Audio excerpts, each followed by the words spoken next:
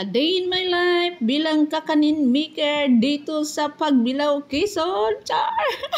Sobrang na po sa day. So may order tayo today. 3 bilao lang naman. So bago ako magsimulang magluto, dapat naka-prepare na talaga yung bilao day. Kasi ako lang naman ang prepare niyan. Char. Sariling sikap lang talaga today para umasinso ang buhay. Char. Dahil may maha blanca tayong order today, naglagay talaga ako ng dahon ng saging para organic ba. Dahil kapag nilagyan mo siya ng saging is mabango talaga yung maha blanca day. Una ko ngang niluto ay ang maha blanca dahil palalamigin ko pa siya. So at nung okay na nga ang maha blanca, inilagay ko na kaagad siya sa bilao day kasi once na abutan tayo ng paglamig niyan, ang hirap na talaga niyan ilipat sa bilao. Syempre, sinaig ko talaga yung laman ng kaldero dahil sayang naman day at saka kasama yan sa binayaran ng customer. Char!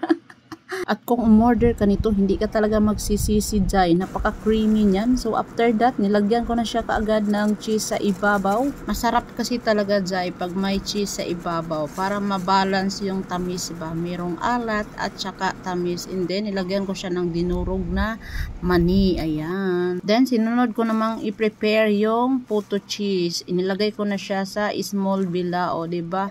Ang cute talaga kapag naglagay ka talaga ng dahon ng saging. So minsan kasi pag sobrang busy na ako, hindi na talaga ako nakakapag-cut ng mga dahon ng saging. Pag marami akong pa-order. Kasi ako lang talaga ang gumagawa niyan guys. Lalo na pag may pasok yung aking pamangkin. Talagang sarili ko lang talaga ang katulong ko. Char. So ganun lang din naman. Kapag marami, saka ako kumukuha ng extra. Kasi hindi na talaga kaya ng person. So after kong maisalansan, so yan yung mukha ng aking puto cheese a la Nora. Char. So thank you so much pala sa nag-order today. Puya naman mag-voice over guys. Ay, char. Then arrange ko na din yung kutsinta. So hindi ko na napakita jay dahil na full memory ang aking phone. Naku, kailangan ko na talaga siguro magpalit ng phone. Char.